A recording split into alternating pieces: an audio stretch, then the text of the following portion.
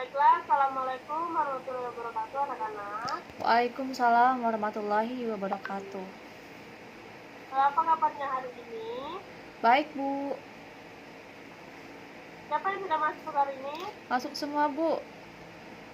Ibu lihat ya, dari link Zoom ini sudah ada yang sudah masuk. Mohon konfirmasi ke Ibu ya, seluruh sekretaris. Baik, Bu. Baiklah anak-anak, ada yang tahu, ada yang masih ingat minggu kemarin kita membahas tentang materi apa? Materi teks prosedur. Salah untuk Nadia, minggu kemarin kita membahas tentang puisi rakyat. Nah, anak-anak, jika minggu kemarin kita sudah membahas tentang puisi rakyat, maka minggu ini Ibu akan mengajarkan kalian tentang materi teks cerita fabel. Ibu akan menampilkan PowerPoint, mohon disimak ya. Baik, Bu.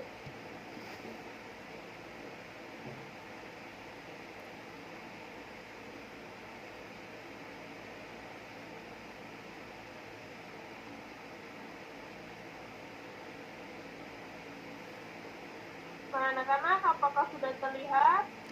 Udah terlihat, Bu. Udah, Bu. Udah terlihat. Nah, baiklah anak-anak.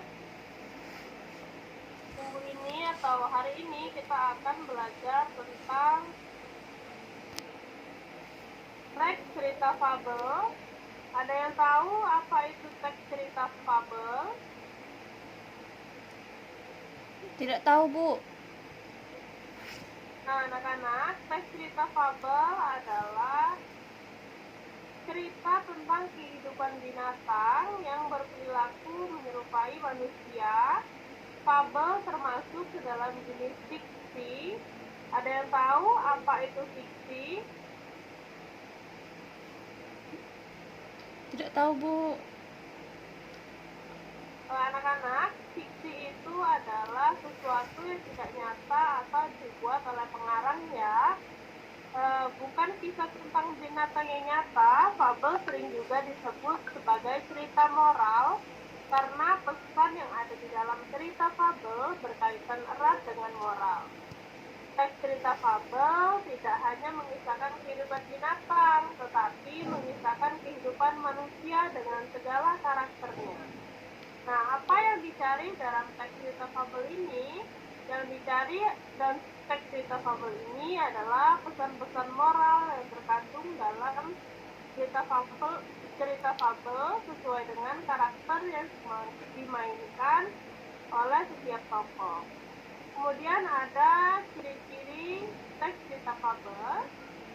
Yang pertama berupa seekor binatang. Nah, anak-anak, tokoh cerita fabel yaitu berupa seekor binatang. Nah, yang kedua adalah watak tokohnya menyerupai manusia, di mana cerita fabel ini memiliki watak dalam tokohnya yaitu menyerupai manusia. Kemudian ada tokoh para binatang bisa berbicara layaknya manusia. Jadi anak-anak, jika kalian melihat cerita fabel, pasti di dalamnya ada tokoh binatang yang bisa berbicara layaknya manusia.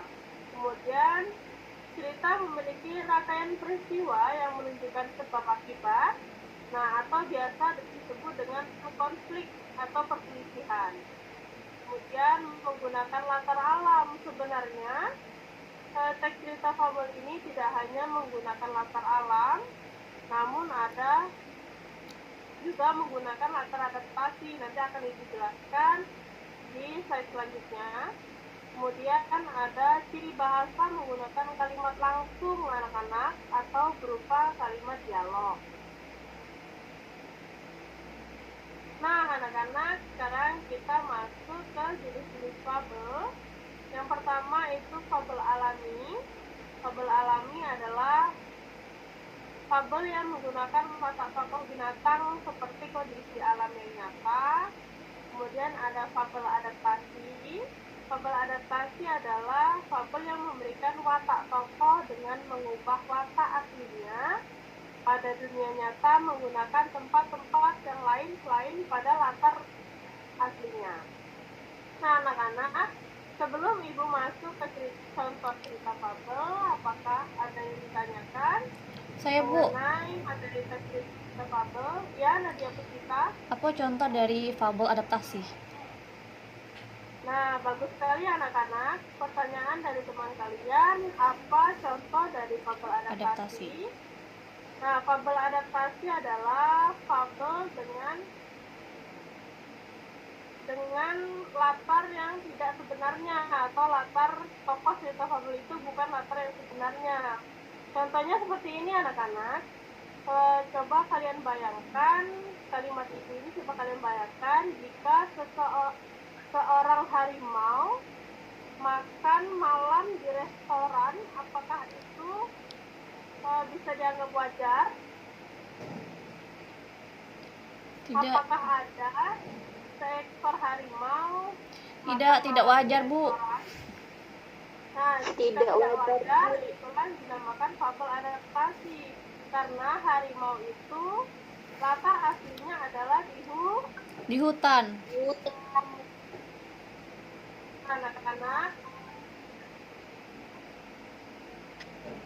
Nah, anak-anak, kemudian kita masuk ke contoh cerita fabel. Nah, contoh cerita fabel ini. Nah, contoh cerita fabel yang pertama itu adalah Gagak Menjadi Merah. Ini adalah cerita binatang dari Yunani. Bisa kalian baca ya anak-anak? Baik, Bu. Coba dibaca dulu sebentar ya.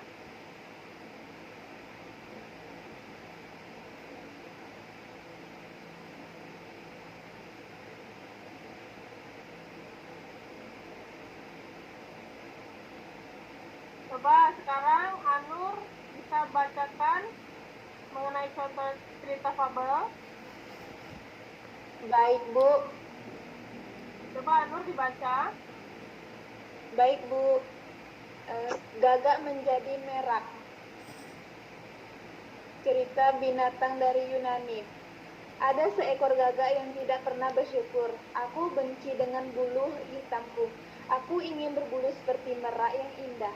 Ia kemudian menemukan bulu merak yang terlepas di tanah dan kemudian memasangkan di tubuhnya. Melihat si gagak mengambil bulu dan meniru gerakan merak, para merak pun jadi marah.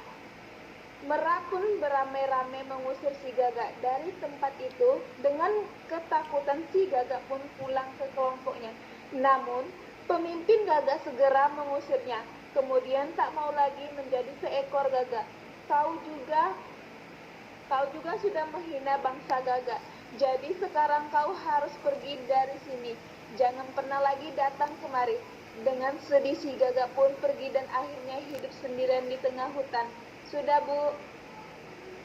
Baik, terima kasih kepada Anur. Nah, ini anak-anak, cerita Gagak Menjadi Merak ini adalah cerita seekor gagak yang tidak pernah bersyukur dengan keadaan fisiknya. Jadi anak-anak, cerita fabel tadi adalah cerita tentang kehidupan binatang yang wataknya menyerupai manusia. Nah, perilaku manusia yang terkandung dalam cerita gagak ini yang mana? Coba sebutkan dari yang cerita. Maaf, Bu, saya tidak kedengaran. Nah ya, anak-anak, perilaku manusia yang terkandung dalam cerita Gagak Menjadi Merah ini adalah tidak bersyukur, kurangnya bersyukur, karena dalam kehidupan sehari-hari pasti kalian sudah tidak asing lagi dengan kata bersyukur yang umumnya adalah perilaku manusia. Nah, adapun contoh kedua anak-anak, kisah lidah buaya, cerita dari Nigeria. Coba Nadia Puspita dibacakan. Kisah lidah buaya. Dulu anjing memiliki mulut yang panjang, tapi berlidah pendek karena itu anjing bicaranya kurang jelas. Sementaranya buaya bermulut dan berlidah panjang. Suatu hari anjing berencana akan menikah karena matu dengan cara bicaranya. Ia kemudian meminjam lidah pada buaya. Mereka pun kemudian saling tukar lidah. Anjing memakai lidah buaya sedangkan buaya memakai lidah anjing. Tapi setelah selesai menikah, si anjing enggan menggantikan kembali lidah milik buaya. Padahal buaya sudah meminta lidahnya dikembalikan. Hingga kini lidah anjing berukuran panjang dan lidah buaya berukuran pendek. Udah, Bu. Nah, anak-anak, terima kasih untuk Nadia. Kisah lidah buaya ini menceritakan tentang anjing dan buaya. Nah, di mana anjing dan buaya ini memiliki konflik, yaitu si anjing tidak mau mengembalikan lidah si buaya karena si anjing ini menyukai lidah buaya, di mana perilaku manusia yang terkandung dalam cerita ini adalah enggan mengembalikan hak yang seharusnya menjadi milik Buaya. Nah, anak-anak, sampai sini apakah ada yang ditanyakan? Tidak ada, Bu. Teks cerita fabel. Tidak ada, Bu. Baiklah, jika tidak ada, untuk tugas kalian di rumah, Ibu mau kalian mencari buku. Ibu stopkan dulu ya share screen-nya. Nah, anak-anak, untuk tugas kalian di rumah, Ibu minta kalian mencari buku. Ini contoh bukunya ya. Apakah bisa terlihat? Bisa, Bu. Nah, ini adalah contoh buku yang di dalamnya terletak teks cerita fabel. Nah, anak-anak, kalian kemudian mengambil satu contoh teks cerita fabel, kemudian kalian uraikan tokohnya, konfliknya, kemudian ada latarnya, kemudian ada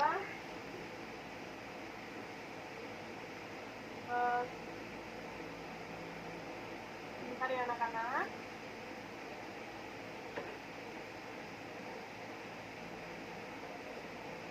Nah, anak-anak, yang pertama yang harus kalian tulis adalah judul cerita yang kalian dapatkan, kemudian tokoh-tokoh dan penokohannya, karakternya, kemudian latar-latarnya, kemudian konflik dan pesan moral yang terkandung dalam teks cerita fabel tersebut yang kalian dapatkan ya.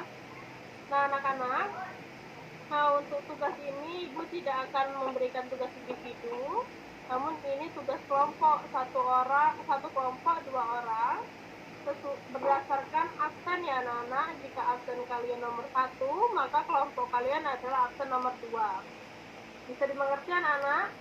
Bisa, Bu. Bisa, Bu.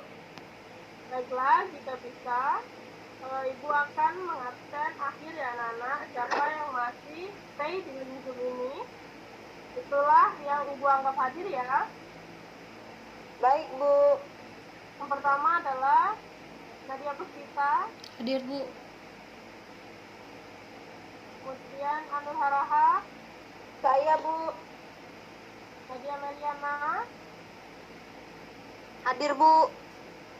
Nah, baiklah anak-anak, hadir semua ya. Ibu rasa cukup untuk hari ini, karena menentu waktu sudah menunjukkan selesai. Semoga ilmunya bermanfaat untuk hari ini. Ibu akhiri ya. Wassalamualaikum warahmatullahi wabarakatuh. Waalaikumsalam warahmatullahi Jangan wabarakatuh. lupa dikerjakan ya tugasnya. Warahmatullahi wabarakatuh. Dikumpul minggu depan ya anak-anak. Ya, Bu. Baik, Bu.